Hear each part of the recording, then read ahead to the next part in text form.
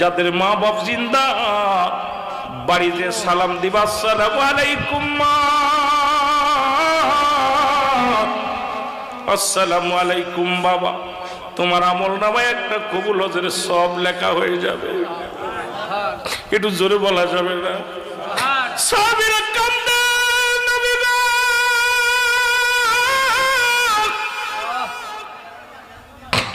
আমার নবী দেখে সাহাবীরা চোখের পানি মুছে আর নেতারা হয় রে।